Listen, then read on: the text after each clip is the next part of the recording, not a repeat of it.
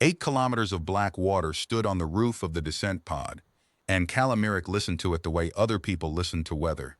The hull ticked twice, then once, then twice again, steel settling its accounts with the deep, and somewhere below her boots, at the floor of the Caro Deep, the thing the consortium would not name in writing waited for them in the dark. Passing 6,000, Tobin Hark said.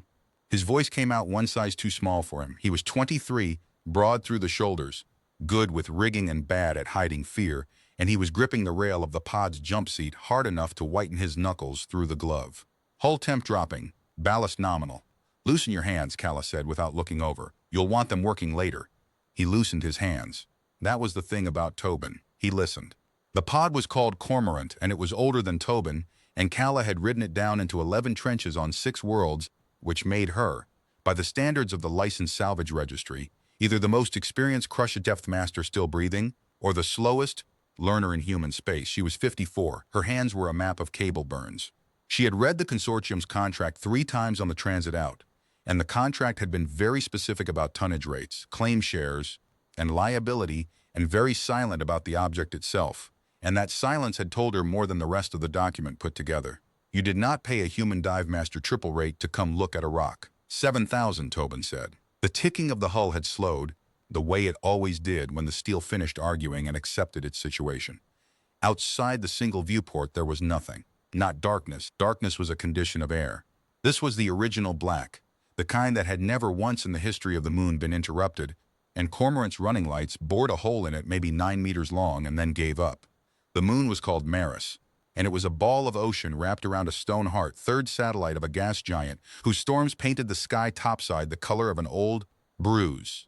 There was no land on Maris. There were floating extraction platforms, and there were registered anchorages, and there was the Caro Deep, a wound in the seafloor 1,100 kilometers long, and at the bottom of its deepest reach there was now a habitat called Halyard Station, clamped to a shelf of basalt 400 meters above the true floor, with 5 souls aboard and a 6th and 7th arriving in a 40-year-old pod with a salvage master who did not believe in luck and a tender who had not yet learned to stop believing in it.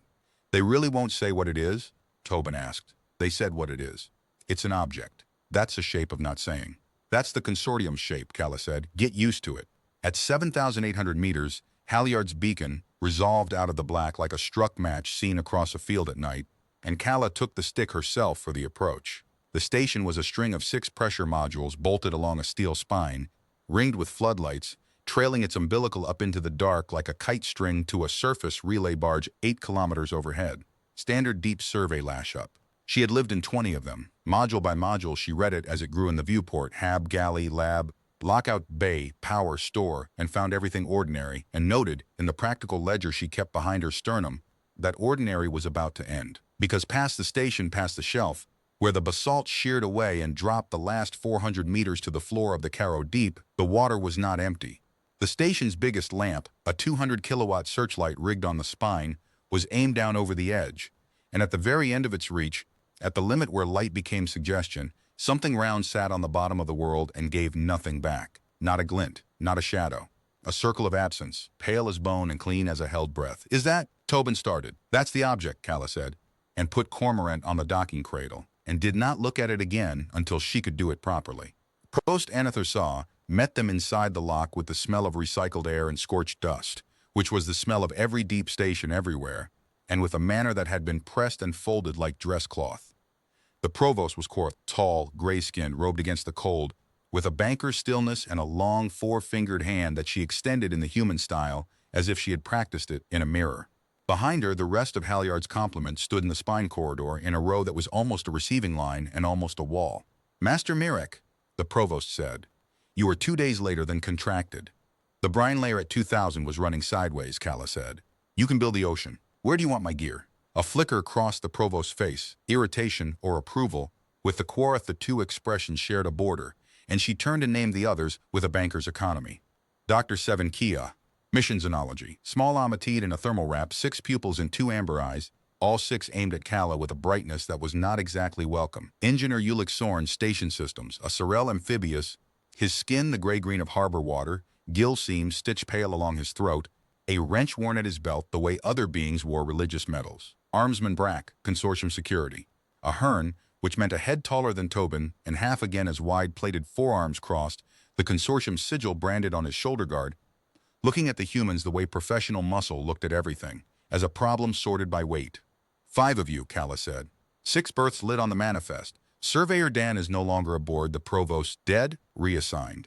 The pause before the word was one beat too long, and every person in the corridor heard it, and the provost watched Calla decide not to ask, and something in the gray face registered that decision like a sum entered in a ledger.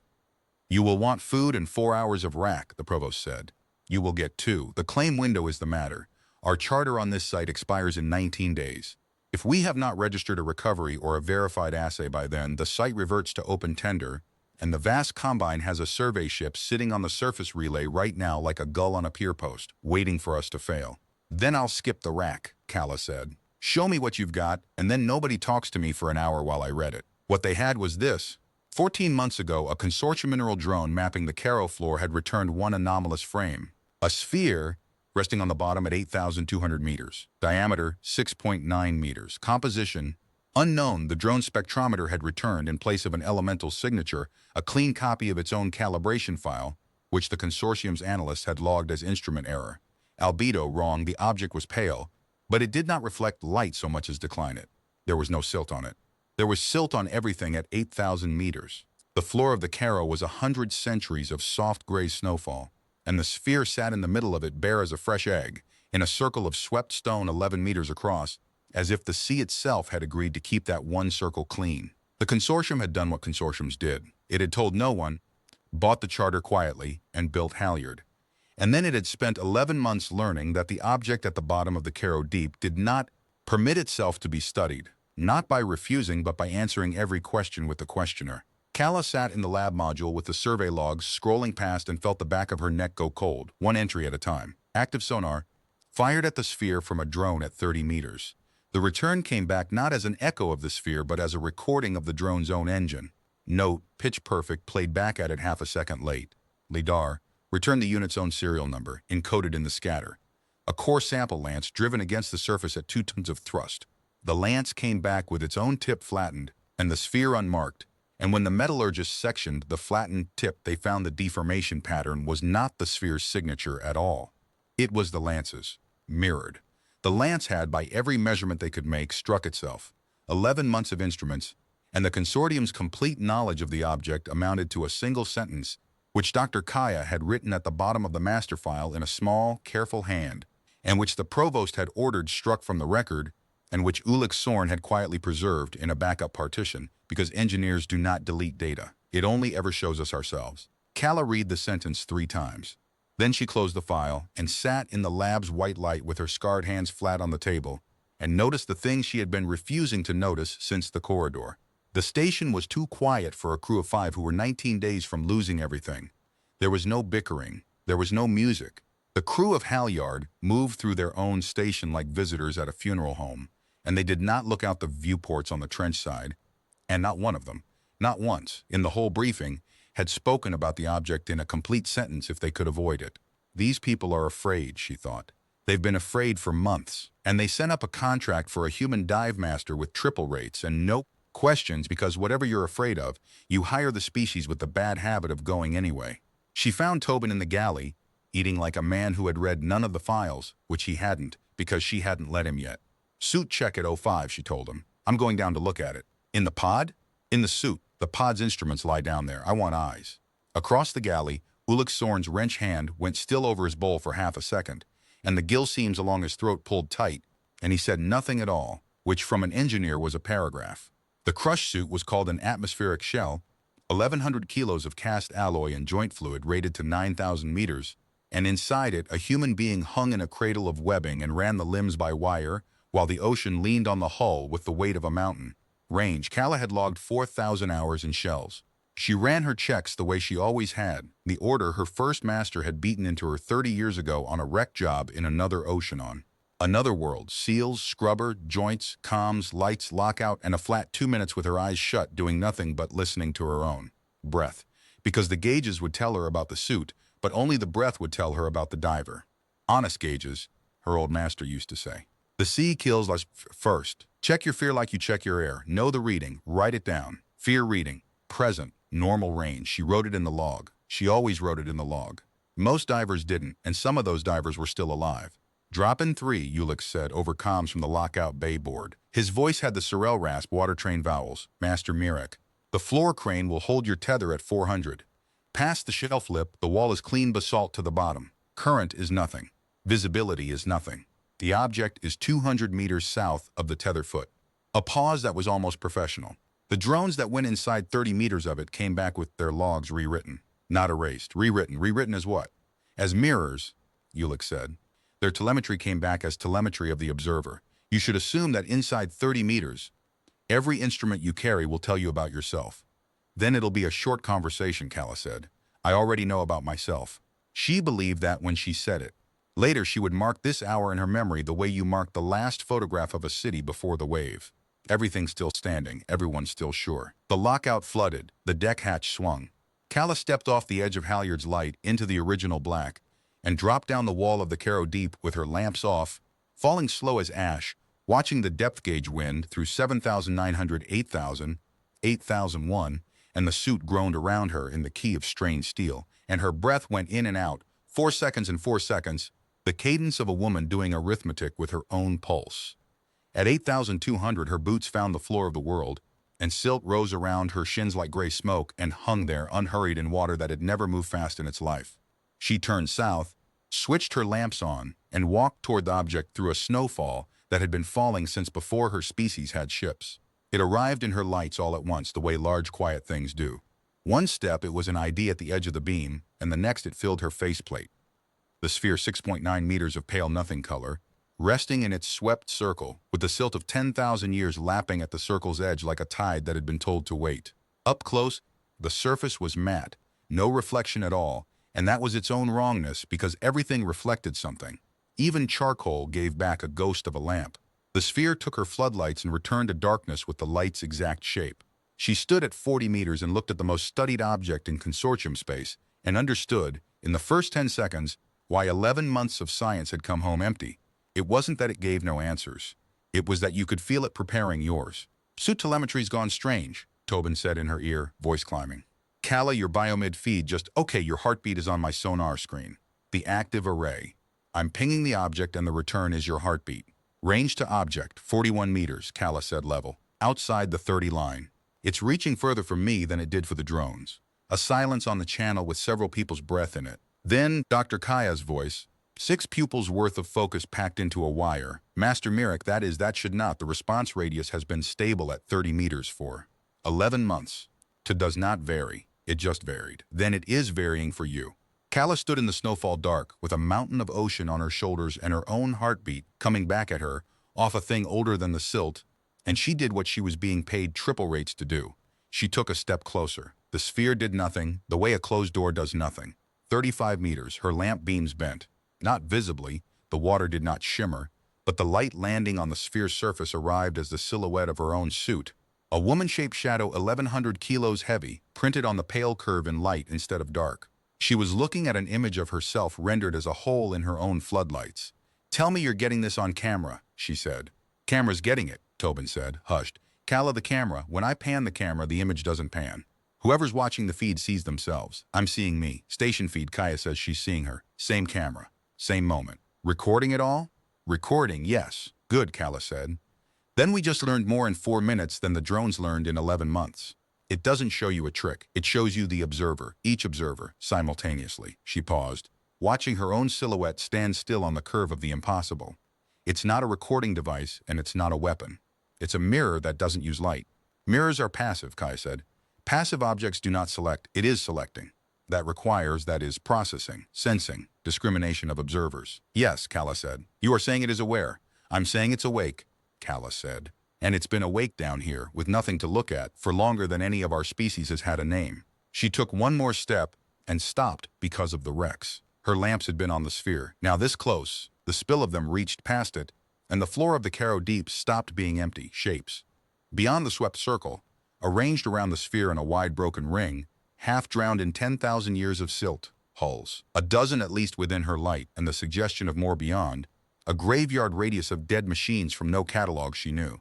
Closest, a crescent of corroded hull plate longer than halyard's spine, its alloy bones streaked with rust-colored bacterial mat.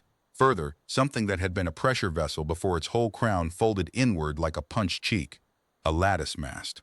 A row of identical pods seamed with sediment. Different builds, different metallurgies, different ages, wildly different. Even her unscientific eye could see it, the way a farmhouse and a cathedral and a server hall are different ages. Every one of them dead, every one of them facing the sphere. "Tobin," she said, "wake up the provost. Tell her the object's got company down here. Tell her." Calla swung her lamp slowly across the graveyard ring, and the light crossed a hull breach in the nearest wreck, and she stopped talking. The breech pedals were bent outward, not crushed in the way the deep killed ships, blown out. Whatever had opened that hull had done it from the inside. "Tell her we're not the first," Calla said. "Tell her nobody who came before us left." The silt hung around her boots, patient as the dark, and 40 meters away the sphere went on declining her light, and on its pale curve the shadow image of a human diver stood very still, looking back at her, doing exactly what she did, the way mirrors do. Right up until it didn't. The silhouette raised its hand. Calla's hands were at her sides.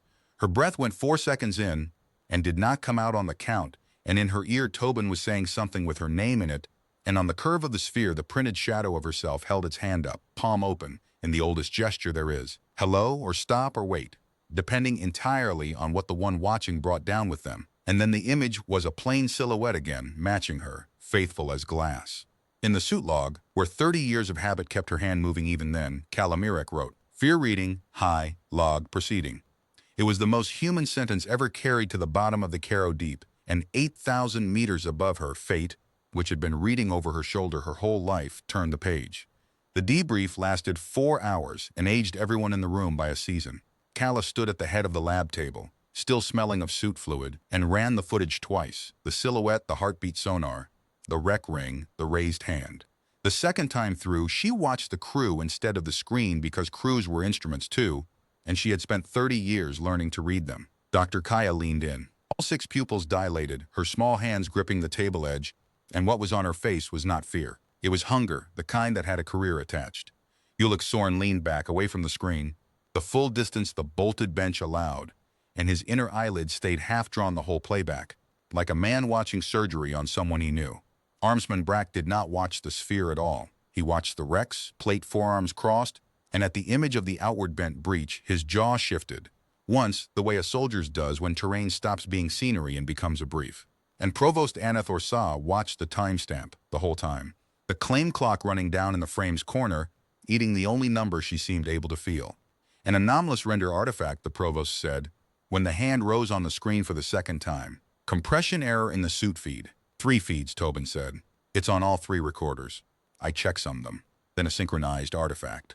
Boast, Calla said. You can call it a haircut if it helps you sleep. It moved when I didn't. That's the data point. Everything else is upholstery. What I require, the provost said, and her voice was banker flat, but her long hands had gone very still, which Calla had already learned was the Quorith tell for a grip on the edge of a cliff, is an assay, a composition, a recovery mass, or failing that, a verified material sample of non-zero weight. The charter recognizes objects. It does not recognize behavior. If we file footage of shadows raising hands, the tribunal will rule it unverifiable. The vast combine will counterfile, and 11 months and the full mortgage value of my lineage house will revert to open tender. She stopped, 1 sentence past where she had meant to. The room heard the house go by. She did not take it back, which was its own kind of admission. You can't sample it, Ulick said quietly. From the back. The lance came back flattened by its own strike. The cutting wheel came back worn by its own torque with the object unmarked. Whatever you do to it, you do precisely to yourself. 11 months. The data is consistent. The data is consistent for machines, the provost said, and turned to Calla, and there it was at last. The actual contract under the contract, the sentence everything since the docking cradle had been walking toward. We have not yet sent a person to lay hands on it, the lab hummed. 8,000 meters of ocean leaned on the windows. You hired me to touch it, Calla said. We hired you, the provost said, because your species enjoys a documented statistical anomaly with respect to environments that kill. Everyone else, and because human salvage law recognizes hand contact as the strongest possible recovery claim, and because, and here, the banker's stillness cracked, just a hairline, just for a second, and underneath it was something raw and tired and much more honest. Because everyone already aboard this station has seen what it does, Master Merrick, and not one of us will go near it. There you have it plainly. Plainly is all I ever wanted, Calla said. I'll touch it when I understand what it did to the last 12 crews that came calling. Until then, nobody dives, nobody samples, and nobody fires so much as a flare at it. She looked at Brack when she said the last part. Brack looked back the way a wall looks back. The Caro Deep ended the argument for them. It came at station night 6 hours later, while Calla slept the shallow practice sleep of someone keeping one ear on the hull.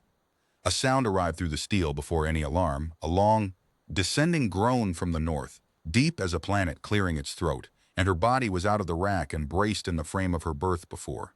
Her mind finished naming it, because she had heard it once before 20 years ago, in a trench on a moon called Veshet, and the name was Brinefall.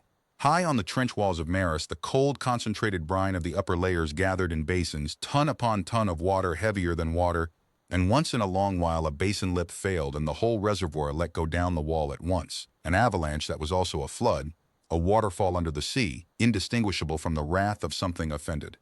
All hands, Calla said into the station ring, calm by force of trade. Brace points now. The brinefall reached them 90 seconds later. It did not strike the station square.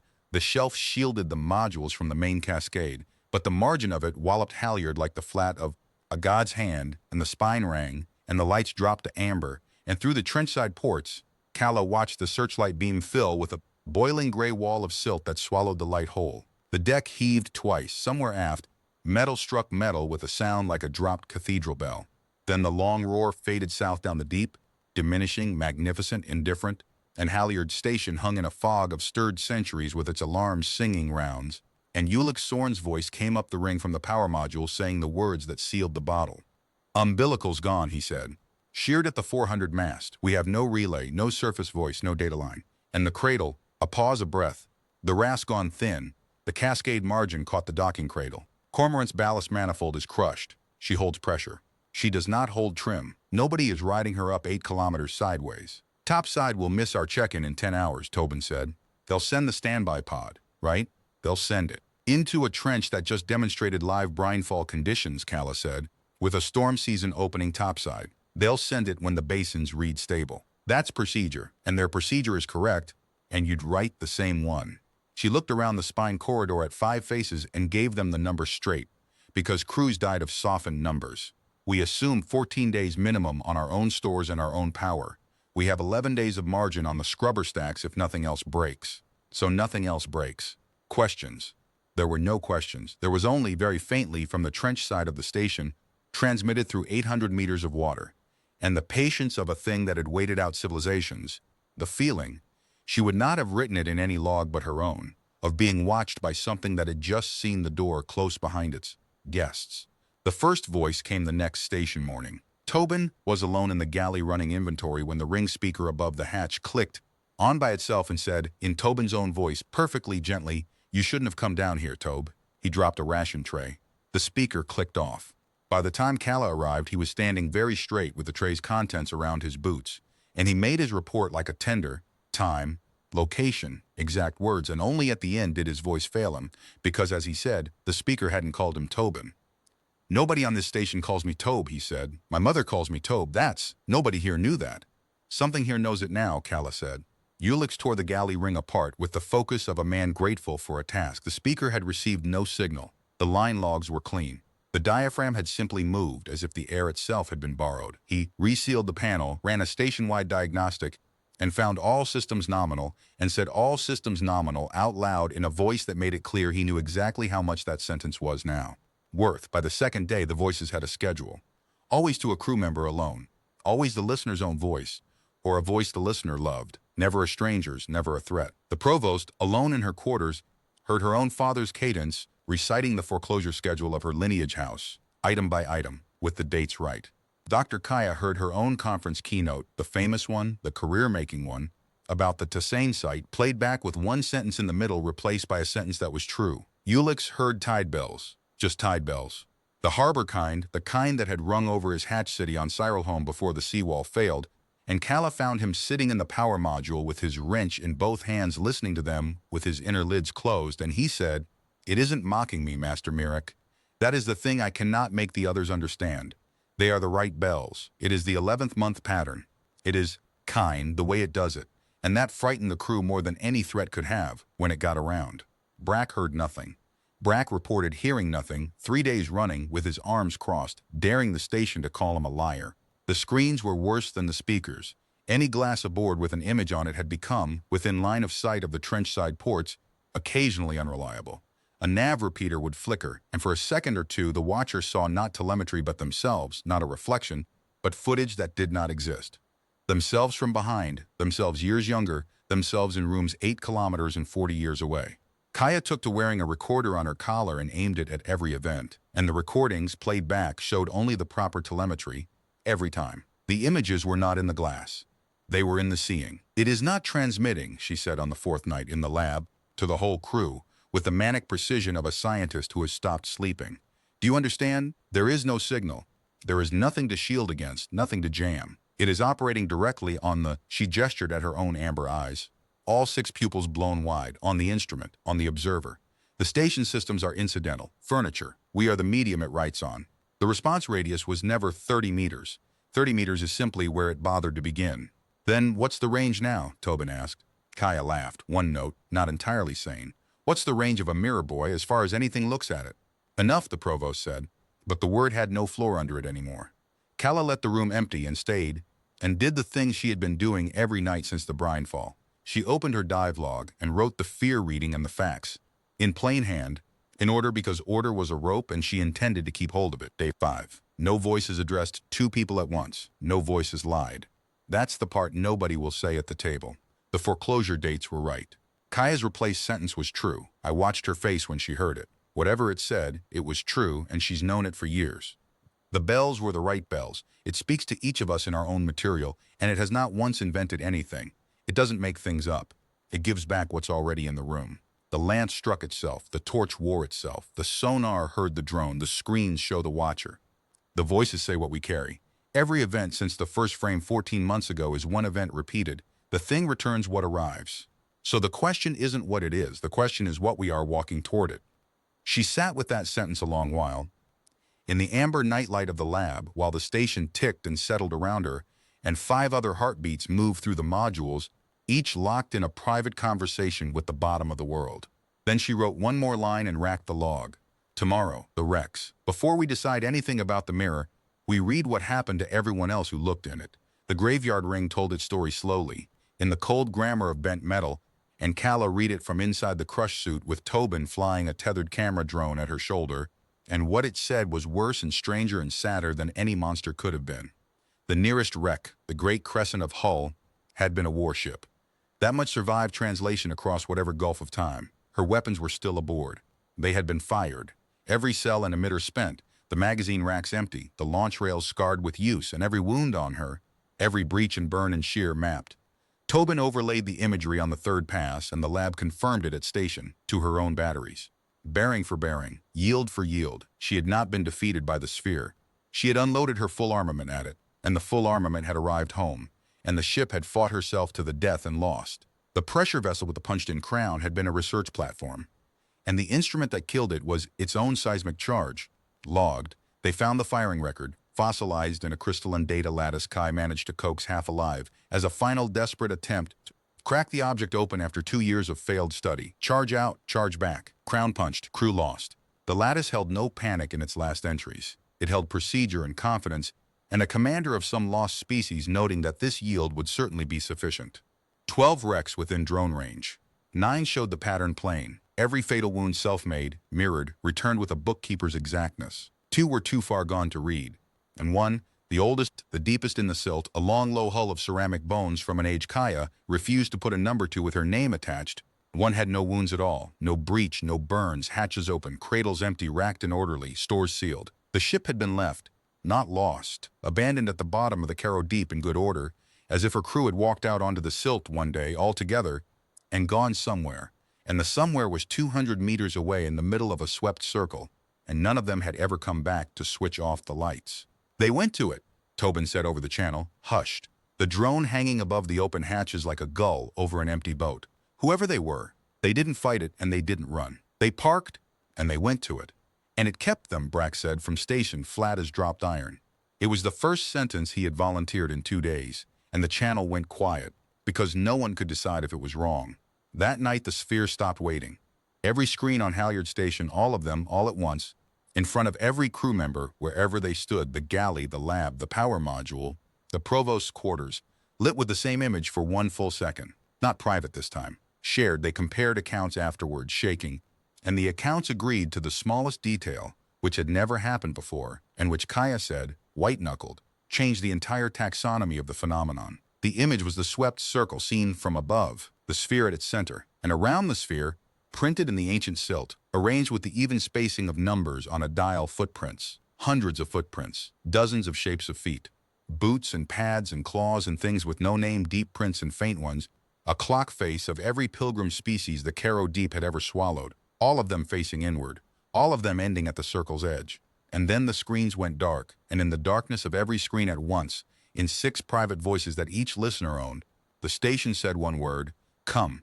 The crew of Halyard Station did not sleep that night, and by station morning it had divided itself, the way frightened crews always did, into the 3 ancient parties of every siege. The ones who wanted to talk to the thing, the ones who wanted to kill it, and the ones who wanted to pretend the wall would hold. Kaya led the first party, Population 1. She stood at the lab table over 11 months of data with her thermal wrap hanging off one shoulder and argued, brilliant and overbright, that the invitation was the breakthrough, that a responsive, observer-indexed, truth-constrained system had just initiated contact, that refusing it was a crime against every library in civilization, that she would suit up herself if no one else had the spine. Everyone in the room knew she had never logged an hour at crush depth. Everyone in the room had also seen, by now in some screens misbehaving glass, a private glimpse of what wrote her.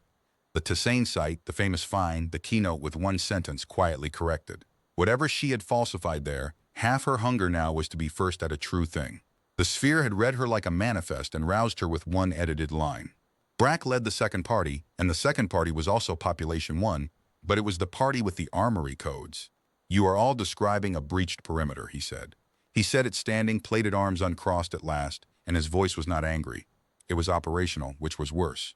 An entity of unknown capability has mapped this station, defeated our comms discipline, accessed personal information on every crew member, and issued instructions to the garrison. On any deployment in my service record, that is an enemy inside the wire. You do not interview it. You do not accept its invitations. You deny it. And if you cannot deny it, you destroy the asset it wants before it can take it. He looked around the galley, plate by plate, face by face. It wants you. It said, come. Every species in that graveyard heard the same word. And the ones who win are footprints. And the ones who fought at least died holding a weapon. They died holding the weapon that killed them, Kala said. Their own. Every wreck out there is a suicide by reflection. You're proposing we join the majority. I am proposing, Brack said, that nobody has ever hit it correctly, and that the consortium's charter recognizes recovery of mass, and that a fragment counts. He turned to the provost and laid it on the table like a sidearm. Module Store 9 holds my breaching kit. Shaped cutting charges, 8 units, mining rated. Set as a ring array on a remote sled, fired simultaneous on 8 bearings. Whatever it mirrors at the sled, not at us. We collect the fragments after. He paused. Or we sit here breathing 11 days of scrubber margin while it learns our mother's voices. The galley looked at the provost.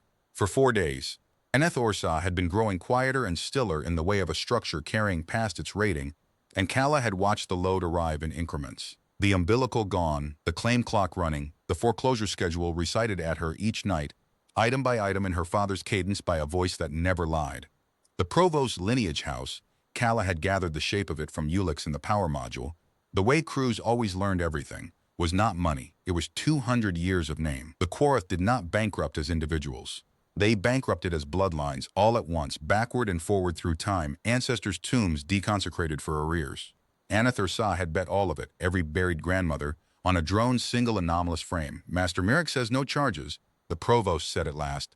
Master Merrick is the contracted authority on dive operations. A breath. The banker stillness, paper thin. But the dive has not been ordered yet, and the charter clock has 11 days. And so we will allow Dr. Kaya's instruments 4 more days to produce a filing-grade assay by passive means. If they cannot, she did not look at Brack, the consortium will consider all options consistent with crew safety.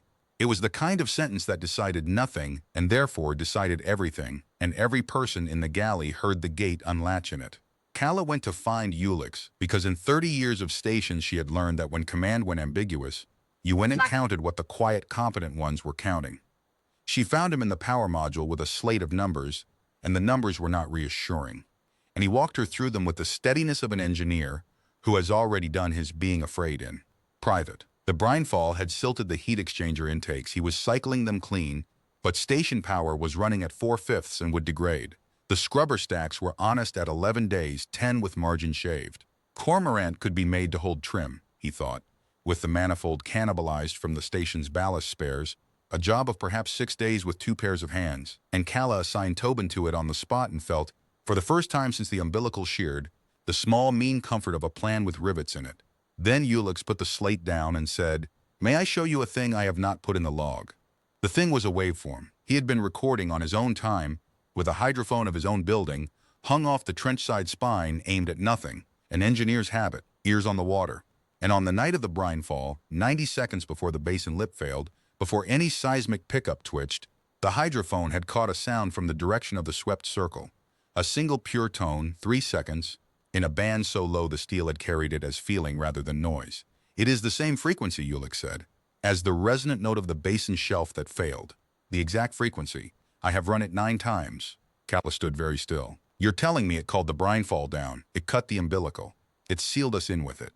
"I am telling you the numbers," Ulix said, "but that is not the part I could not log." He pulled the waveform back, widened the window, and there, 40 minutes before the tone, while Calla had been walking back from the rec ring through the falling silt, suit lamps swinging, the hydrophone had caught the tone's twin, identical, pitched up 1 octave, too high to move anything, a question rather than a shove. "It asked first," Ulix said softly, "do you see 1 octave up?" The same note with no force in it. It sounded the note that would close the door quietly in advance, where anything listening could hear it.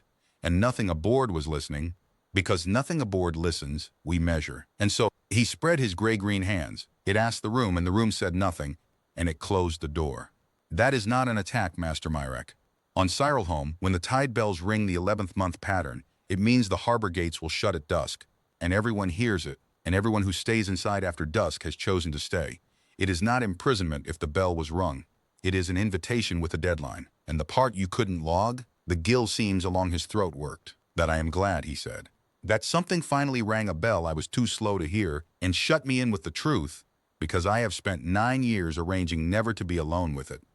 He looked at his wrench, turning it over. "The seawall at my hatch city failed in the 11th month. I was duty engineer of the cycle. The inspection I deferred was the gate that went.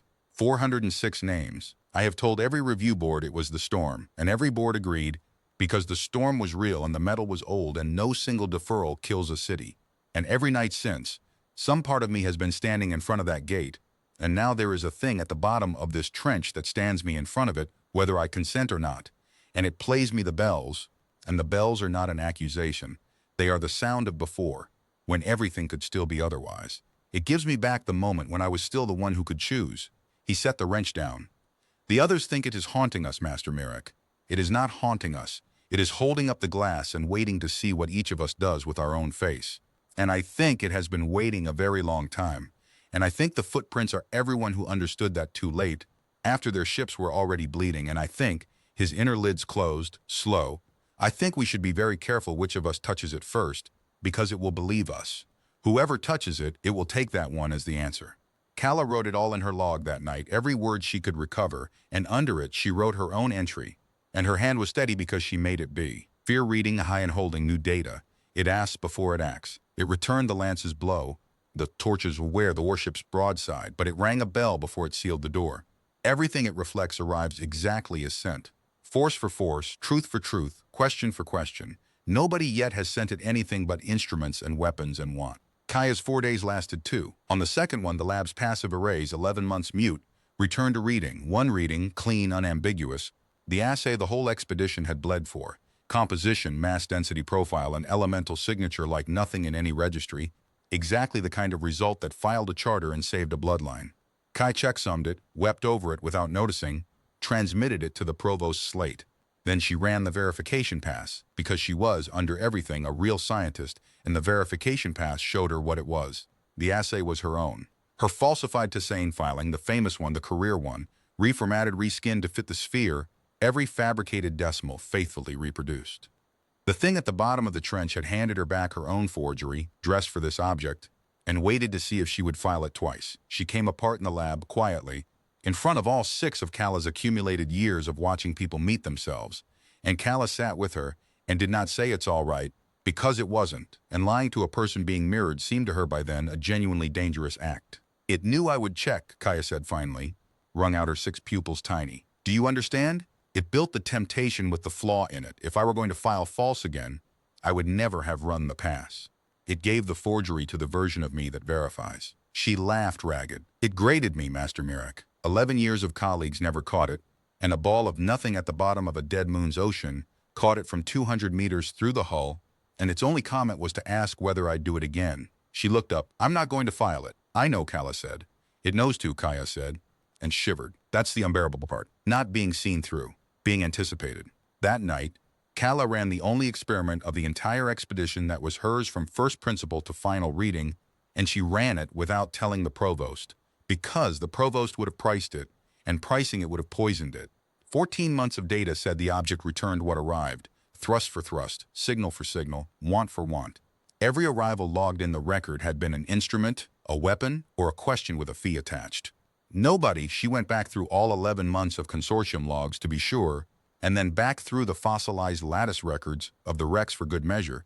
Nobody, in 10,000 years of reaching species, had ever once sent the thing at the bottom of the Caro Deep anything that wasn't a demand.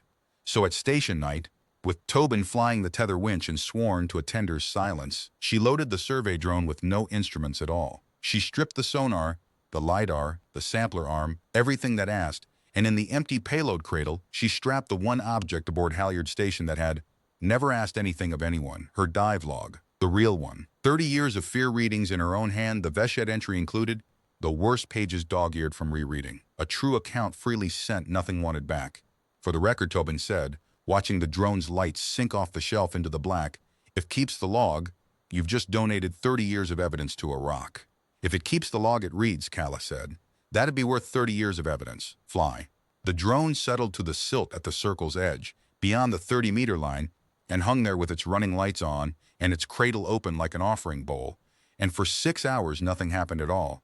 And Kala sat in the lab watching the feed with her tea going cold, feeling by turns like a scientist, like a fool, and like a woman who had knocked on a door at midnight and could hear very faintly someone on the other side deciding. At the 7th hour, the drone's camera, untouched, unrewritten, the first feed in 14 months to come home exactly as it went out, recorded the surface of the sphere doing something it had never once done for Lance or Charge or Keynote Credential. It dimmed.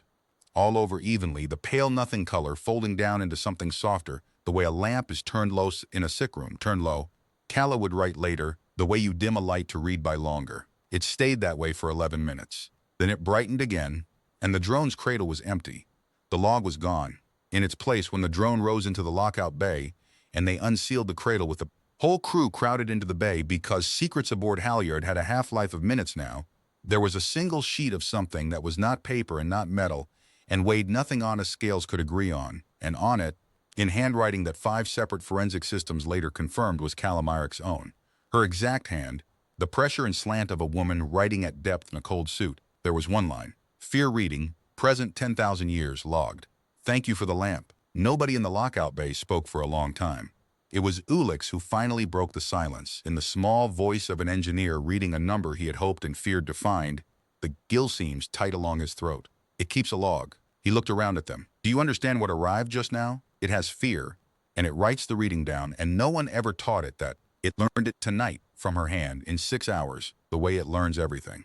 It is not testing us against its maker's standard. He touched the sheet once very gently the way he touched old welds. It is alone down there, and it has been checking its own gauges in the dark for 10,000 years, waiting for one diver to compare readings with. Kaya wept then, abruptly and without apology, 6 pupils streaming, and what she said through it became the sentence the whole crew used afterward for the turn.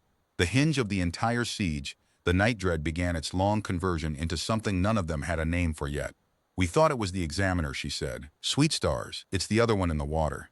The provost's slate still held the assay. Filing it topside was impossible with the umbilical gone, but it sat there, formatted sufficient, a foreclosure-shaped temptation with a flaw in it that only one person aboard could detect, and that person had just declined to lie. Kala understood the mechanism whole, then, and her skin went cold with the size of it. The sphere was running the same test on every soul aboard, each in their own material patiently simultaneously, and the tests were not punishments. They were questions. Will you fire? Will you file? Will you stand in front of the gate? Will you come when called? And against all of it, one timetable. Brack had stopped attending meals. Module Store 9 logged his access 4 times in 2 days. Through the spine viewport, Kala had seen the work lights on in the lockout bay, and the breaching sled half-assembled on its cradle, 8 charge mounts machined and waiting, and Brack moving around it with the unhurried thoroughness of a professional building the thing he had already privately decided to use. The bottle was sealed, the clock was running, the mirror was asking, and somewhere in the dark below, around a swept circle 11 meters across, 100 sets of footprints waited to find out what kind of species had come down the wall this time. On the 9th day of the siege, the answer nearly became the usual kind. It began with a lie so small that only a sealed station could have caught it. At the morning table, Brack announced that the lockout bay's outer door needed a seal cycle, routine, post-brindfall, an hour's work, and that he would run it himself, and nobody questioned it except the station, which knew its own maintenance schedule, and Ulix, who was the station's memory and had cycled that seal personally on day 6. Ulix said nothing at the table. He came and found Kala instead, and by the time they reached the spine viewport, Brack was already outside. He had taken the second crush suit, the backup shell, rated and ready. That was supposed to be Kala's redundancy, and he was on the trench floor, 400 meters down the wall, walking toward the swept circle with a plasma cutting torch racked across the suit's shoulder mount and the deliberate gait of infantry who have stopped asking permission. The breaching sled was still in the bay. He hadn't trusted the committee process with so much as a remote detonation. He had decided to take a sample by hand the soldier's way, quietly, unilaterally, before the talkers could vote. Armsman, Kala said onto the channel, flat and clear, "You are off operations protocol. Stand down and return to the lock, Master Mirek." His voice came back even, courteous almost, a man at peace with his decision. "Your protocol has us breathing scrubber margin while a hostile maps our minds. I have cut samples off hull plate at depth on 3 campaigns. 60 seconds of torch time, 1 fragment, and the provost files her claim and we are all of us rich and rescued. You can log my insubordination topside. I'll sign it. It isn't hull plate. Every wreck in that ring is a body that thought it was hull plate. Every wreck in that ring fired blind volleys at range," Brack said. "Nobody walked up and worked it like a professional." A grunt of effort over the channel. Through the drone feed Tobin had scrambled to launch, they watched him cross the silt line, past the oldest footprints, into the swept circle where nothing of any species had stood in 10,000 years. The sphere rose over him, pale and unmarked, and on its surface his floodlights landed as the shadow of a hern in an armored shell faithful as glass. "Brack," Kala said, and changed registers, because rank had failed and there was one tool left. "Your suit. Look at your own torch hand." He didn't. Of course he didn't. He planted his boots at the sphere's base, took the torch in both gauntlets, and lit it. The flame stood off the torch tip, a needle of star-temperature plasma, utterly steady at 8,000 meters, because the shell of compressed gas around it didn't care about the ocean. Brack laid it against the curve of the sphere with a craftsman's pressure and began slowly, deliberately to cut. The sphere did not glow. The sphere did not mark. On the drone feed at maximum magnification, the contact point looked like a flame pressed to the idea of a wall. And along the plated forearm of Brack's crush suit, bright against the dark alloy, a thin line of molten light began to draw itself, millimeter by millimeter, in perfect synchrony with the torch's travel. "Armsman, your arm," Tobin's voice cracked across the channel. Brack saw it. They watched him see it. The helmet tilting, the torch wavering 1 degree off its line, and the molten scoring on his forearm wavered 1 degree in answer, faithful as a signature being forged in real time. He was cutting himself. Whatever angle, whatever depth, whatever patience he applied to the sphere arrived, jewel for jewel, on his own armor, and the suit's plate was rated for the abyss but not for a star held against it by its own hand. Kala did the arithmetic in 2 heartbeats, depth of cut, plate thickness, joint fluid, the cradle of webbing inside with a living body in it, and keyed the channel and did not shout, because you never shouted at a person standing on a wire. "Brack, kill the torch. You're 60 seconds from breaching your own forearm at crush depth. It will not stop for you. It has never once stopped first. The lance, the wheel, the warship, it returns the whole gesture. The only being in this ocean who can stop that cut is you." The torch needle hissed against the unmarked curve. The line on his forearm crawled. On the feed, magnified, they could see the suit plate beginning to pool and bead at the line's deepest point, droplets of his own armor curling away into the black. And the suit's alarms must have been singing to him by then. And still the torch held, because the Hern were bred and trained and paid never to be the first to lower a weapon, and disengaging was the one maneuver his whole life had taught him was death. Armsman, Kala said, one register lower. There's no enemy out there to beat. There's a mirror. You're not in a fight. You're alone in a room with yourself and a torch. Nobody in that room is going to blink before you do, because both of you are you. She let one breath of static stand. I've read your service file. 11 campaigns, and you brought your people home from 10. That wasn't because you never quit. It's because you knew when the position was untenable. Look at your arm, soldier. The position is untenable. For 3 full seconds, nothing in the Caro Deep moved except a needle of plasma and its obedient twin. Then the torch went dark. Brack stood in the swept circle, breathing audibly on an open channel, his forearm plate scored to within 2 millimeters of breach, a curl of cooling slag drifting off the wound in his armor like blood that had changed its mind. And before him the sphere sat pale and seamless and unmarked, holding the silence of a thing that had nothing to prove and infinite time not to prove. When he spoke again, his voice had a crack down its middle that no one aboard ever mentioned afterward, not once, which was its own kind of mercy. Confirm, he said. Position untenable, returning to lock. He climbed the wall slowly, favoring the scored arm, and Kala met him in the bay and inspected the damage with her own hands and said nothing about insubordination, and he stood for the inspection like a recruit, and the two of them understood each other from that hour the way only people who have shared a near thing do. But the day was not done with Halyard Station, because his torch had bought 60 seconds of data, and the data went to the lab, and in the lab the provost was waiting, and the provost had spent 9 days listening to her father's voice, itemized the deconsecration of her grandmother's tombs. The torch cut had been reflected onto Brack's suit, not onto the torch, onto the wielder's armor, a choice, Kia pointed out with shaking precision, a discrimination among targets, the system parsing intent and returning consequence to the responsible party. And the provost stood over that finding for a long time, very still, and then said the sentence she had been assembling for 9 days. Then it will parse a remote correctly. A sled has no responsible party within reach. 8 charges, fired by timer, with every soul aboard this station and the sled abandoned. The reflection will fall on a machine we have already written off. She looked up, gray face composed, eyes ruined. Dr. Kaya's passive assay cannot be verified. The armsman sample run has failed. The charter has 9 days. The scrubbers have 8, and my house has none. I am invoking the consortium's recovery clause. We fire the array tomorrow at Station Dawn. The warship fired from range, Kala said. Its broadside came home on its own batteries. Distance didn't protect it. Automation didn't protect it. The charge will arrive on the sender, Provost, and we are the sender. The sender will be a sled. The sender will be the hand that built the sled and set the timer and meant it, Kala said. It has never once in 14 months mistaken the glove for the hand. It scored Brack's arm, not his torch. It played you your father, not a stranger. It knows exactly who means what down here, and tomorrow morning it will be looking at 8 shaped charges worth of meaning with all our names on it. Then give me an alternative with a filing date, the provost said, and her voice finally broke open, and what was inside it was not greed and never had been. It was 200 years of name, all the buried grandmothers, the whole long unbroken ledger of a bloodline that had trusted her with itself. You asked me to starve my house on the testimony of footprints. I am asking you, Master Merrick, hired authority, triple rates, the species that goes anyway, what would you send it, if not instruments and charges? It answers everything with the sender. What sender survives that arithmetic? And Kala, who had been turning exactly that question over in her log for 9 nights like a stone in a pocket, heard herself answer with the only thing the arithmetic allowed. An honest one, she said. You send it something that can stand being sent back.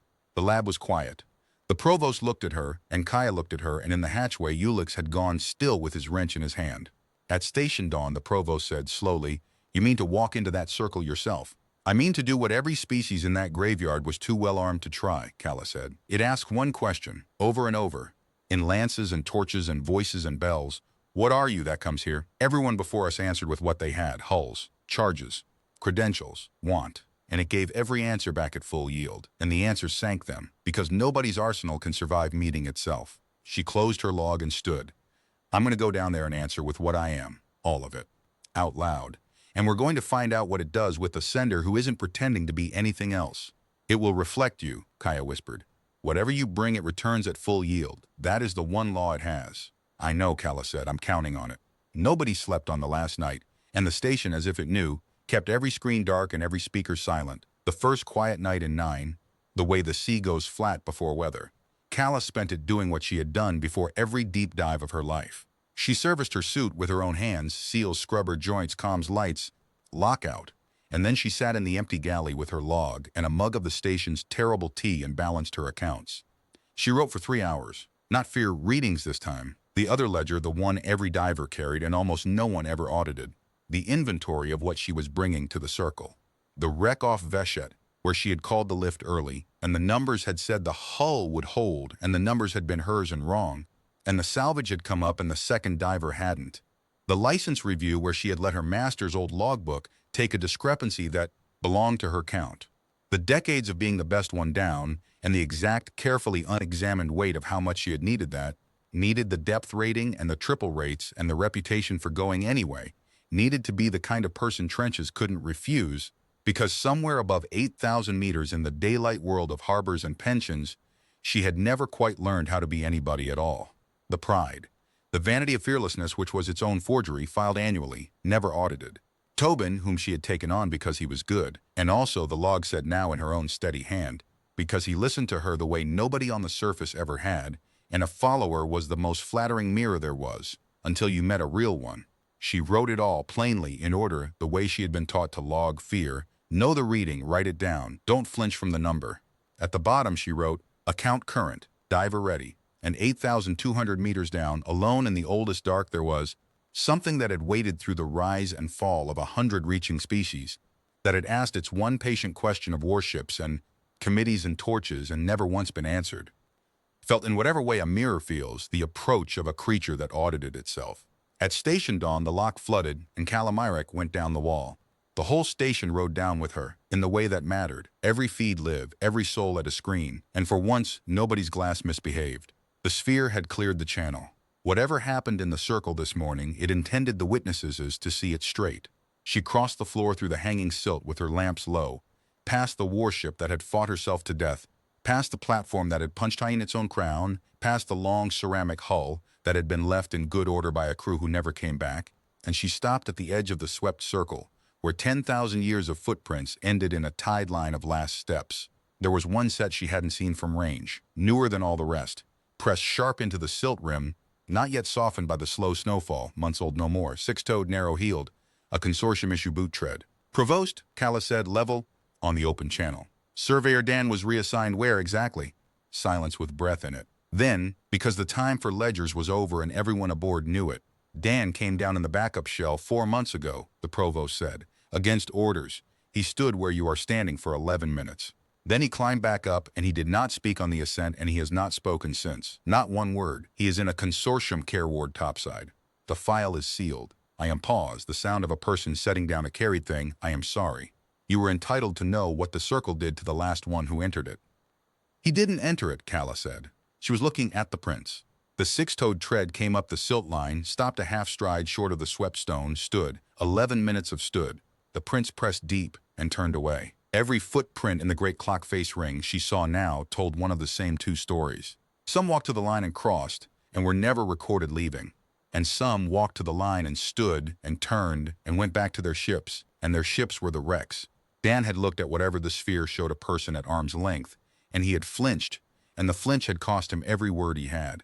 Master Merrick, Kia said quietly in her ear, you can still come up. Nobody aboard will call it a flinch. I'd call it one, Calla said, and stepped over the line.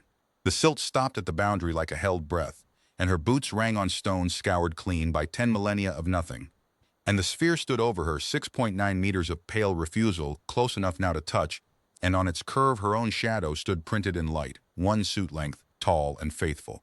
She had planned to begin with the suit's external speaker, then realized on the descent how foolish that was. It had never needed sound. It had played tide bells through dead hydrophones and her mother's vowels through unsignaled wire.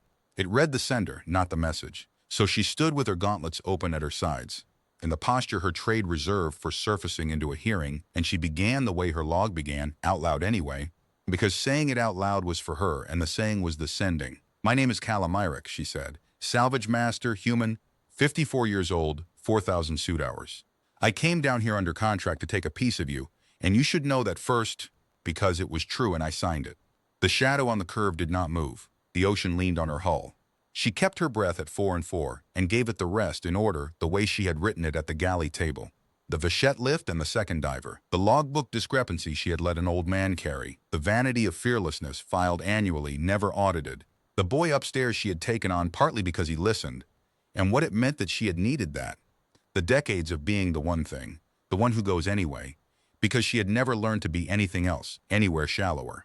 She did not perform it, she did not weep it. She inventoried it, plainly at depth with a mountain of black water for a witness. The worst of her laid out like cargo on a manifest, and the longest silence of her life came when the manifest was done and there was nothing left in her hands. That's the sender, she said finally. That's all of it. I'm not going to cut you, and I'm not going to beg you, and I can't make you anything but what I just was. You return what arrives. So return it. I'll stand. For 3 seconds, the bottom of the Caro Deep did nothing at all. Then her shadow went out. Not faded went, like a lamp switched, and for the first time in 14 months of recorded observation, the surface of the sphere showed something other than the observer. Every screen on Halyard caught it simultaneously identical, shared, the pale curve clearing like fog-off glass, and behind it, within it, the depth of it suddenly going down and down past any reading. A scene rendered whole, gray water, green at the edges, a wreck on a shelf of stone. A diver in an old, hard suit kneeling at a jammed manifold, and the date stamped in the corner of the image in honest consortium format, and Calla's whole body went to iron inside the shell, because the date was 22 years old, and the wreck was the Veshet job, and the kneeling diver was Edrin Voss, who had gone down on her numbers and not come up. No, she said, not to refuse it, to brace. It played her the 11 minutes the inquest had never had, the manifold, the jam.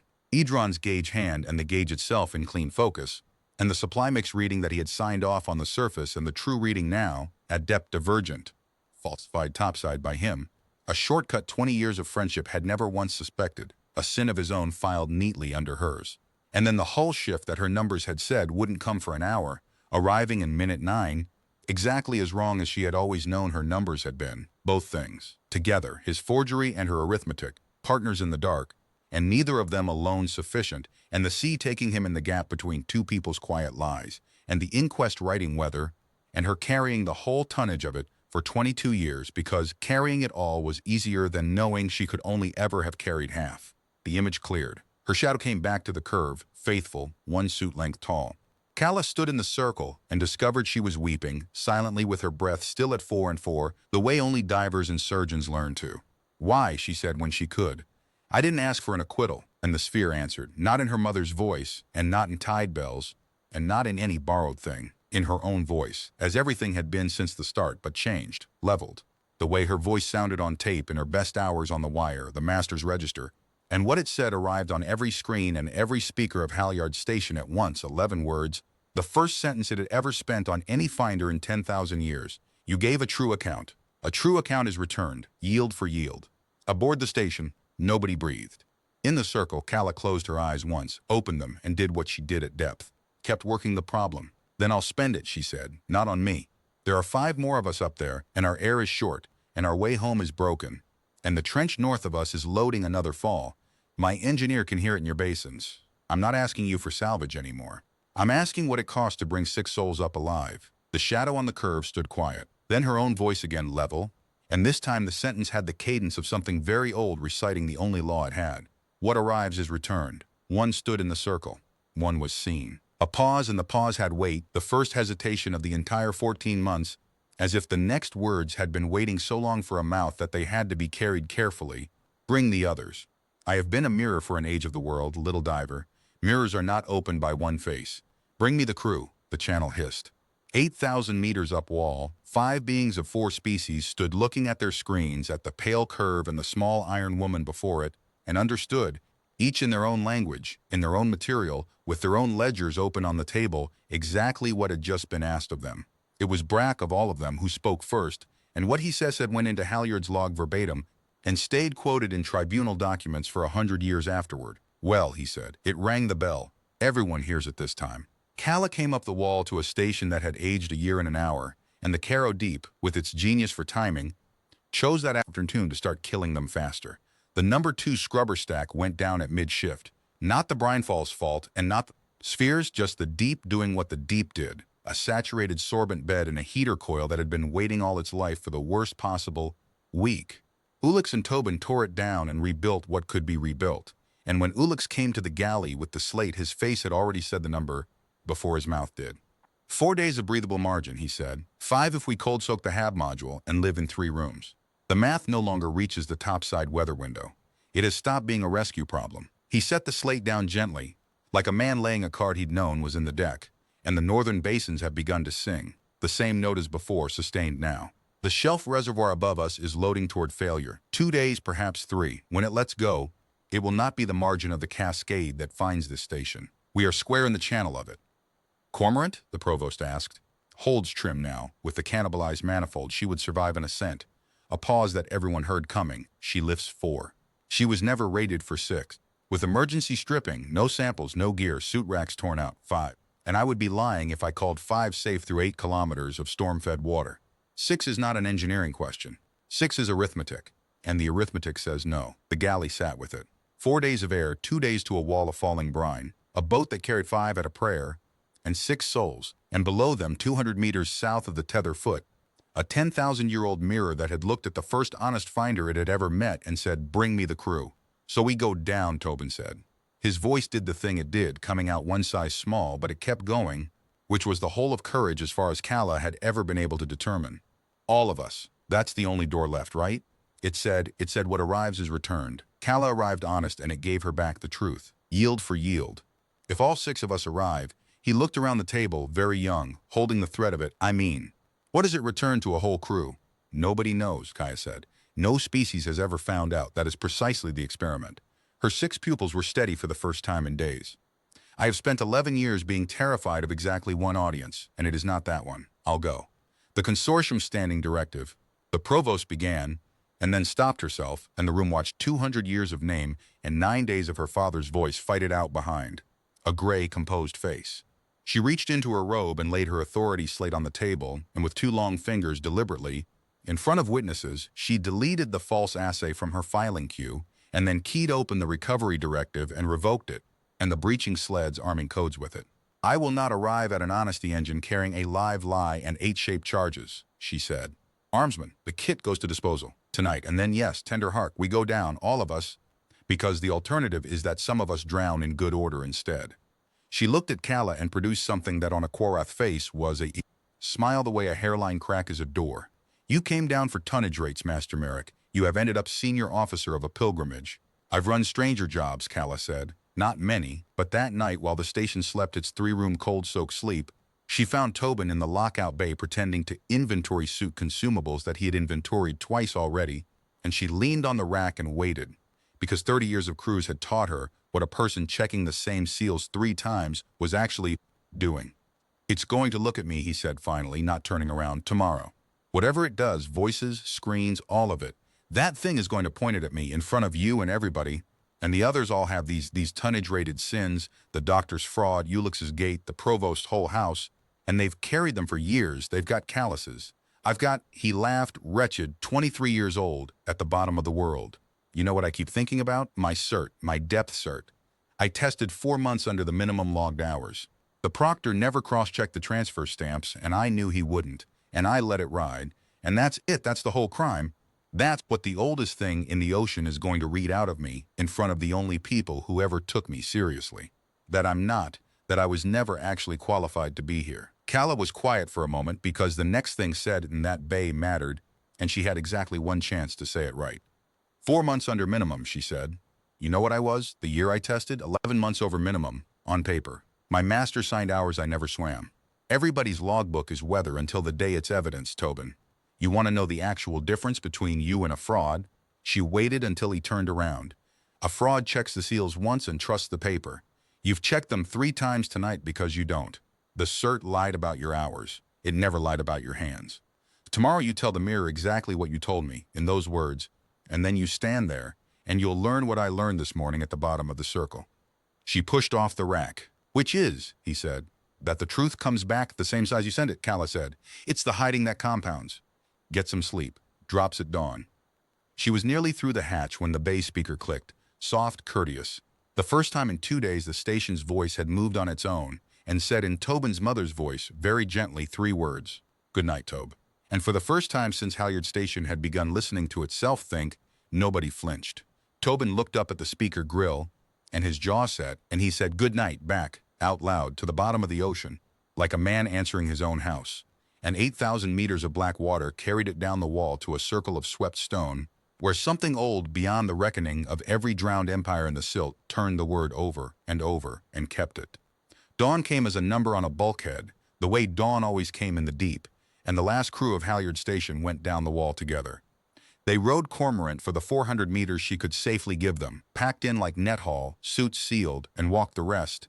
6 abreast through the hanging gray, and Calla led them the long way, deliberately, on a route she had plotted the night before, because there was a thing she wanted every one of them to see up close, before any of them stood at the line. She led them through the graveyard, past the warship, close enough that her lamps showed them the spent rails and the breaches blooming outward, every wound bearing its own return address, past the punched-in research platform with its confident final log, past hull after hull after hull, the full broke clock of the ring, 10,000 years of the same answer arriving at the same address, and nobody on the channel said a word the whole transit because the wrecks said it.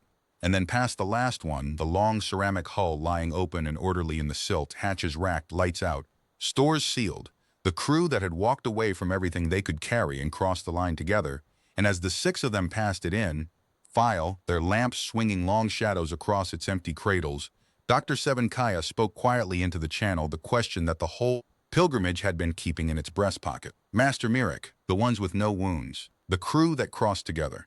Their prints go in and never come out, and you said it yourself. Nobody who crossed was ever recorded leaving. A breath. What if going in honest is simply a gentler door to the same room? What if it kept them? The line of suits walked 3 paces in silence, boots ringing soft on the dead floor of the world. Then we're about to find out what it keeps them for, Calla said. Eyes up, there's the circle. It stood over them as they came up out of the silt haze, pale and total, and the swept stone spread before their boots like a threshing floor, and the 10,000 years of footprints ringed it round. The clock face of the drowned, every species that had ever reached deep enough to find the question. The 6 of them stopped at the tide line of last steps, suit lamps low, and on the great curve 6 shadows stood printed, in light, faithful, waiting. Same order we drew, Calla said. Over the line one at a time. Say your account, stand for what comes back, step aside for the next. Nobody helps, nobody interrupts. Whatever it shows you've all seen by now that it doesn't lie, so don't argue with it. And above everything else, she swept her gaze down the line of faceplates. Don't flinch, you can weep, you can shake, you can take all day. Flinching isn't fear, flinching is turning away. Surveyor Dan is alive topside and Surveyor Dan turned away. Clear? Clear, said 5 voices. Brack went first because he had asked to in the same flat tone he used for door-breaching orders, and what the armsman of the Hearn said, standing alone on stone where no soldier of any banner had ever stood, was short, the way the worst inventories are. You played them all something, he said to the curve. Voices, bells, fathers. 14 months in this trench and you never played me anything, and they all thought I was the strong one. You couldn't find it, could you? The thing I'd answer to. 41 years old, 11 campaigns. There is no door I'd come to if you knocked. No voice that gets in. Nobody whose name moves me, because I built it that way, plate by plate after my first deployment, and I have called the result discipline my whole career. His gauntlets opened at his sides. I cut you because it's the only sentence I had left in my language. You returned it onto my arm, correctly addressed. There's my account. I am a Wallace soldier built around a boy, and the boy starved in there years ago, and I would like. And here the flat tone shifted half a degree, the hairline crack, the door. I would like to know if there's anything still inside worth a bell. The sphere held his shadow a moment.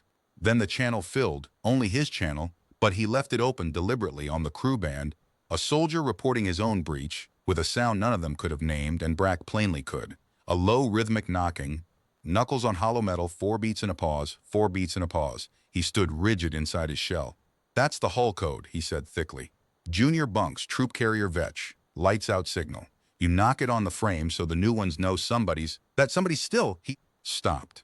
The knocking went on, patient, 4 and a pause, the all's well of one frightened recruit to another across 41 years, and the wall of the Hearn stood at the bottom of the ocean and listened to the proof that the boy had answered. He stepped aside and did not pretend his breath was steady, and Kaya crossed the line. The doctor's account was the longest, because she was constitutionally incapable of an unfootnoted sentence, and the crew stood witness while she laid out the Tessane fraud entire, the ambiguous stratum, the beautiful theory, the night she had chosen the decimal that made it true, 11 years of citations built on it, the laureates who had toasted her, the students who had staked careers on her lair. I have rehearsed confessing this so many times that the rehearsal became a place I lived instead of an act I did, she finished. You handed me my own forgery and I declined to file it twice. That is the entirety of my redemption so far. One abstention. It is not enough and I know it is not enough. If we surface, I will file the retraction under my own name. A breath. That is my account. I was given 6 eyes and I chose the decimal over the data once and then guarded the choice like an egg for 11 years. What came back to her was a single image, shared this time on every faceplate at once. A stratum of rock, the true to sane stratum, presumably.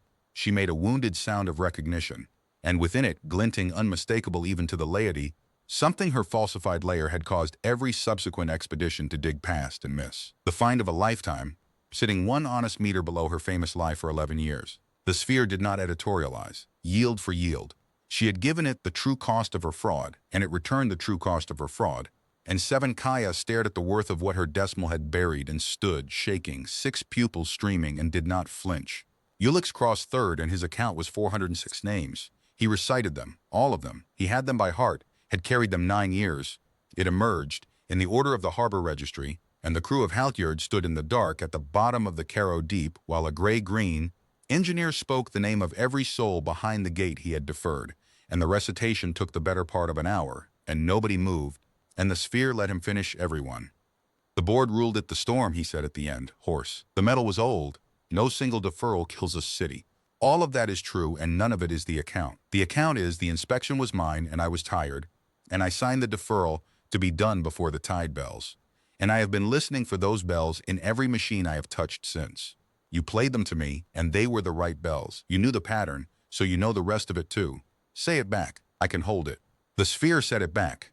Not the disaster the morning before it. The bells in the 11th month pattern and over them sounds Ulix clearly knew. A harbor waking, Hatch City traffic, a market crier, somewhere a child being called in, the 10,000 ordinary noises of 406 people spending the last ordinary morning anyone ever gave them. And the channel carried it to all 6 suits, and the engineer of Halyard Station stood in the sound of his city alive and learned what the mirror had been trying to teach him through dead hydrophones for 9 days, that this, not the wall of water, was the true size of what he owed, and that a debt that size could not be paid by drowning quietly in front of it for 9 years, but only ever. The bells rang on, patient, lights out, all's well, by building gates that held, for cities he would never see for the rest of his life, which the sphere seemed to be observing, with a precision colder and kinder than any review board he had already been doing. The provost crossed forth, and the banker of the Quarath gave her account standing very straight, in the full formal register of her people, as befitted, she said, the last solvent hour of a house, the mortgage, the grandmother's, the drone's single frame and the gamble, and the 9 days of her father's voice itemizing the tombs, and then the part nobody aboard had heard, that on the 8th day she had drafted the order to fire Brack's array with Calla still on the wall, drafted it, formatted it, held her finger over it for the length of 11 heartbeats, while the foreclosure schedule recited itself in her quarters, and deleted it, not out of virtue, she said precisely, but because Master Mirek's voice on the channel had sounded, for the first time in the provost's career, like an asset no ledger had a column for. My account is that I priced all of you, she said, every soul on my manifest against my house, and for 11 heartbeats the house was winning. That is what I am, when the water is highest. I have brought it to you because it is the only thing I own with no lien on it. The sphere returned her a ledger. It wrote itself across her faceplate in the clean double-entry hand of the Quarath, and she read it aloud, voice failing slowly for the witnesses. An accounting of House Saw, 200 years, every entry, and not one of the entries was money. The grandmother who had hidden harbor debtors from collection in the famine years. The granduncle who had burned a profitable manifest rather than carry conscripts. 2 centuries of quiet, unfield, unprofitable decencies, kept off every book the family had ever shown the world. And at the bottom, in the place where a balance belongs, a single line that broke her open at last. The house is not the tombs. The house is the ledger no one was shown. It cannot be foreclosed. It is carried by the living. Current bearer, 1. Tobin crossed fifth and told the oldest thing in the ocean about 4 months of logged hours, in exactly the words from the lockout bay, while his master watched.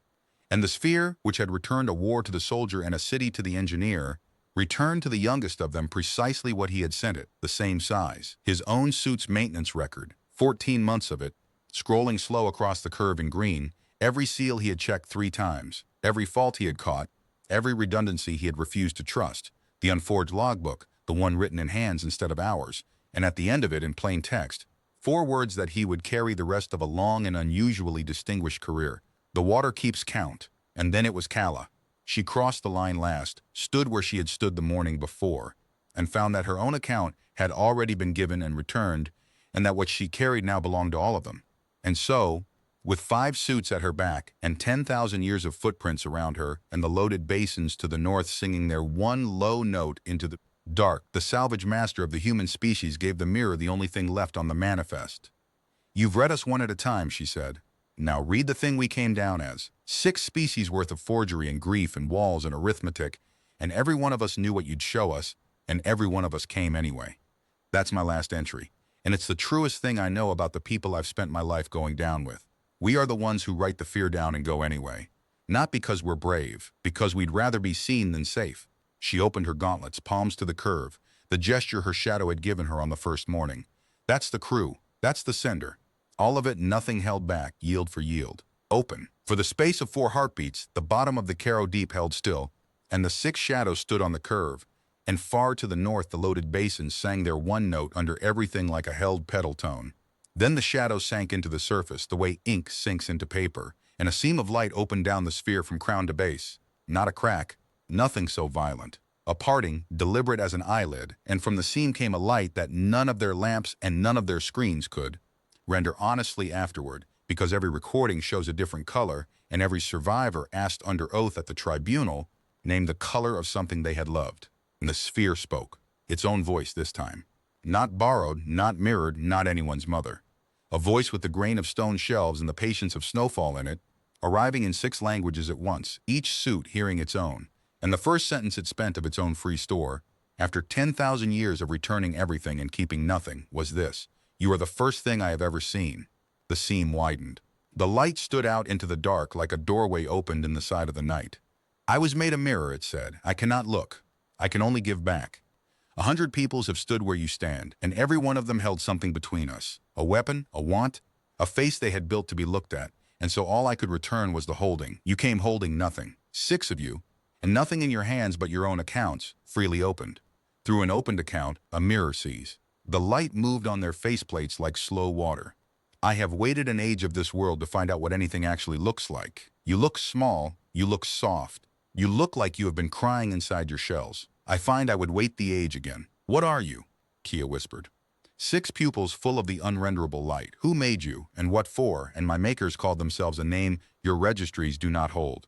Call them what their last inscription calls them, the glasswrights. On the curve around the seam, glyphs were rising now, not glowing exactly, arriving like things surfacing through milk. They were old when this moon's ocean was rain. They built as you build, reached as you reach, and they ended as you have not yet ended. Not in war, not in plague. They ended because they could not bear their own reflection. They built instruments that showed them what they were, truly, wholly, yield for yield. And they looked once, and the looking broke them, because they had spent 100,000 years building faces and could not survive the sight of what the faces were for. The voice did not grieve, exactly. It carried grief the way a hull carries tonnage, structurally, as a thing it was built around. Their last act was to make us. 1,000 mirrors sewn into the deepest places of 1,000 worlds, the trenches, the crushed dark, the places only ever reached by peoples who have already learned to check their fear like air. Each of us a test and a tomb and a door. And in each of us, everything. The whole of what the glasswrights knew. Their sciences, their star roads, their medicine, their long mistakes annotated in their own hands so no young people need repeat them. The inheritance of the eldest dead, sealed behind the one lock they trusted, that it should open only for a crew that could stand to be seen. The glyphs brightened, and the seam stood wide now, and within it they could perceive, not see, perceive, the way one perceives a library from its smell, depth beyond depth of ordered light, shelf upon shelf of 100,000 years waiting. "That's why the gentle door and the hard door go to the same threshold," Calla said slowly. "The crews that crossed honest, the ones with no wounds, the ceramic hull, came to the line 8,000 years ago and crossed and stood where you stand," the sphere said. "They were of a people called the Sasine, and they were nearly what you are. They gave true accounts, every soul, and at the last, their master asked me for the inheritance, and I asked them, as I must, it is the final tumbler of the lock, what they would do with it. And the master of the Sasine answered, 'We will rise and be safe, and need nothing forever.'" A pause, snowfall patient. It was a true account. That was their tragedy. "Truth is the lock's first tumbler, little divers. It is not the last. I returned them their answer, yield for yield. They are safe, and they need nothing forever. They sleep inside me, whole and content, in a stillness they chose with open eyes. I keep them as I was made to, faithfully. You walked past their ship this morning. You may now ask me the question their master asked. The light from the seam lay on 6 faceplates, and to the north the petal tone deepened, and somewhere far above, a basin lip the size of a city began, fiber by fiber, to fail. The sphere waited. It had asked the species question 100 times in 10,000 years, and it could wait out weather. Master Mirek, the provost said quietly, formally on the open band. The crew defers. Answer for us. And Calla Mirek, who had balanced her account at a galley table 3 nights ago and knew to the gram what was still in it, looked into the door of everything and asked for the only cargo she had ever once in 30 years failed to raise. We don't want to be safe, she said. We're divers. Being safe is just the gauge you check before you go anyway. Keep the forever. Here's the manifest. There are 6 of us. Our air is short. The trench is falling on our house. And topside there are whole oceans of peoples doing what we did down here, holding faces up, fighting their own reflections, sinking themselves one forgery at a time, exactly like your makers did, because nobody ever showed them it could be survived. So that's what we do with the inheritance. She put her palm flat against the light. We'd carry it up, mistakes and annotations and all. And we'd put it somewhere shallow, somewhere with daylight, where nobody needs a crush rating to reach it, and we'd stand next to it in front of everybody and go first, over and over, until being seen stops being the thing that breaks people. Her breath ran 4 and 4, steady on the wire. You've been a mirror in the dark for an age of the world, and I think you were made for daylight, and I think your makers would weep to hear what I'm about to ask you, so I'm going to ask it exactly the way it's meant. Come up with us. The Caro Deep went absolutely silent. Even the pedal tone seemed to lean in. Yield for yield, said the oldest thing in the ocean, and the grain of its voice had changed. 10,000 years of snowfall patience, and under it now, unmistakable, rising like a seam of light through milk, joy. A true account carried up into daylight where the frightened can reach it. Little divers, that is not the Sisson's answer. That is the answer. That is the sentence my makers died unable to say, the one I was sown in the dark to wait for. Not make us safe from what we are. Show us what we are, where the light is, and let us live. The glyphs blazed. The seam flared wide. The lock is opened. The inheritance is yours. Yours and anyone's forever by the terms you just set. It must stay where everyone can wade to it.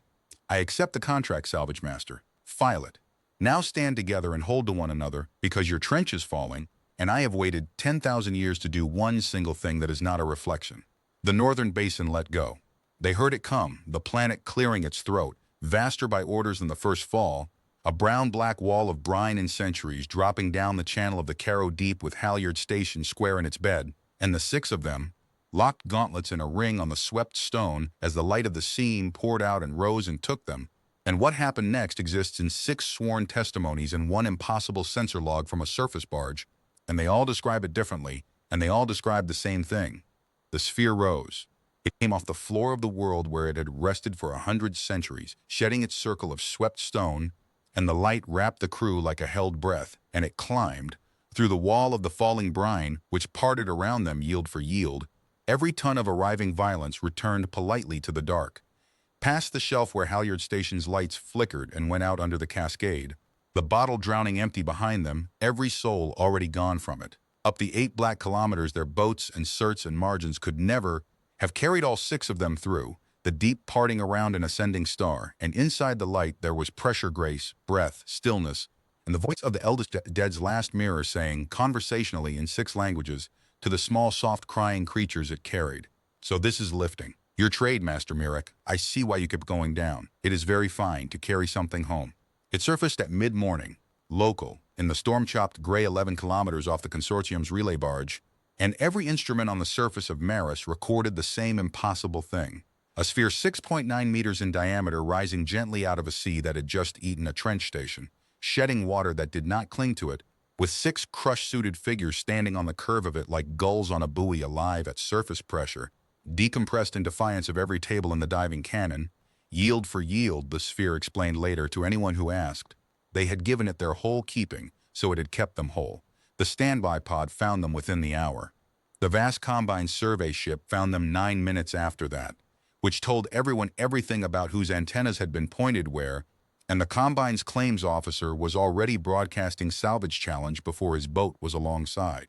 The Orsa charter lapsed with the station's destruction. The object was unsecured tonnage on the open sea, and under the recovery conventions of 11 registries, possession at surface, Possession, said the sphere, on the Combine's own bridge frequency, in the claims officer's own voice, is an interesting word. Come and take hold. No one came and took hold. The claims officer's boat stood off at 200 meters, and the tribunal convened topside instead, the way tribunals do when the cargo can hear them. It ran for 6 weeks, in a consortium hall with tall windows above a harbor on the temperate platform city of Anchor Reach, and it is in the records of that tribunal, public records, by the sphere's own first motion, that everything afterward stands documented because the sphere had agreed to be witnessed, and what the sphere witnessed stayed true. The vast Combine's claim died on the second day when their advocate, pressing the unsecured tonnage argument, was invited by the bench to address the cargo directly and made the mistake of accepting. He asked the sphere to confirm it had been recovered derelict without crew or compact. The sphere replied by reading aloud, in the advocate's own voice, the relevant paragraph of his own brief, the version from his drafts folder, the honest midnight version, with the margin note he had typed and deleted. Object plainly sentient, claim plainly void, bill hours anyway. The advocate sat down. The Combine settled for mapping rights to the empty Caro shelf and went away. The Orsa claim took longer because the provost herself rose on the 4th day and argued, against her own counsel, against 200 years of family practice, with her father's portrait seal sitting dark on the table in front of her, that her house's charter was also void. The charter recognizes objects, she said. I have stood inside this being's light while it carried my crew through a falling sea. Whatever the registry calls it, my ledger calls it a person, and House or Saw does not file claims of ownership on persons. We file this instead. And she laid on the bench the contract Kala had spoken at the bottom of the world, transcribed verbatim from 6 suit logs. The inheritance open to everyone forever, kept where everyone can wade. The tribunal recognized the speaking of a binding compact, recorded the sphere as its own party in law, the first non-biological signatory in the history of the conventions, and appointed, on the sphere's own nomination, a keeper of the compact, with stewardship but not ownership, witness but not possession. The sphere nominated the entire surviving crew of Halyard Station, jointly, and the tribunal asked the 6 of them to choose a senior trustee of record, and 5 faceplates worth of beings who no longer wore faceplates turned and looked at Calamaric in the public gallery. And that is how a human salvage diver came to hold the oldest active trust in known space, at standard registry rates, which she insisted on, because triple rates were for hazard and there was no hazard left in the work that she could see. They placed it in the shallows of Anchor Reach Harbor that autumn, in 4 meters of clear water off a public strand, where the platform city's children already swam. No vault, no fence, no tickets. A ring of simple stone bollards at the waiting line carved by Ulix, who cut every glyph himself with 1 sentence in 11 languages. It only ever shows you yourself. Go in when you're ready. People came. Of course people came. They came as pilgrims and as tourists and as skeptics and as wrecks. And the sphere sat in the green sunlit water and did for each of them, gently, at whatever pace they could stand, what it had done at crush depth for a salvage crew with 4 days of air. It gave back what arrived. The proud came and left angry. The angry came and left quiet. The broken came. They came in numbers that made the city build a second causeway and waded in up to their chests and stood with the old grief held out in both hands and learned in the warm shallows what it had cost 6 beings the bottom of an ocean to learn.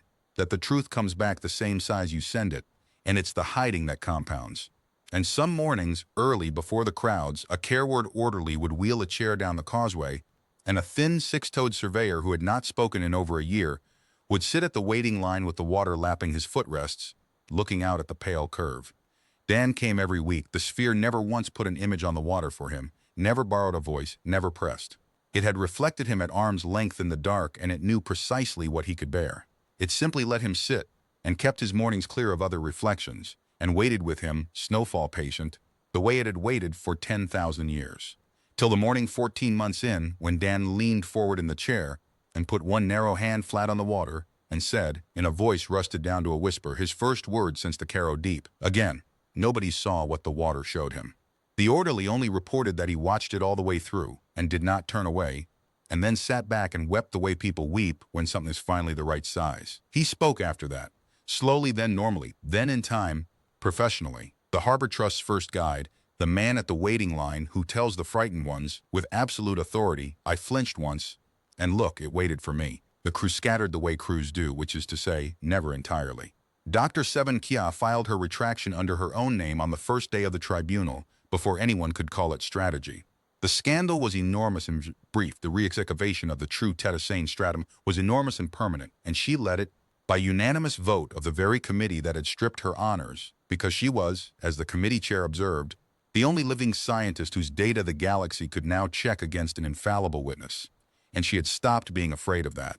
Her monograph on the glasswrights, drawn from 3,000 hours of recorded conversation with the sphere, the gentlest interview subject of her career, opens with a dedication 11 words long. For the makers who could not bear it, we are learning.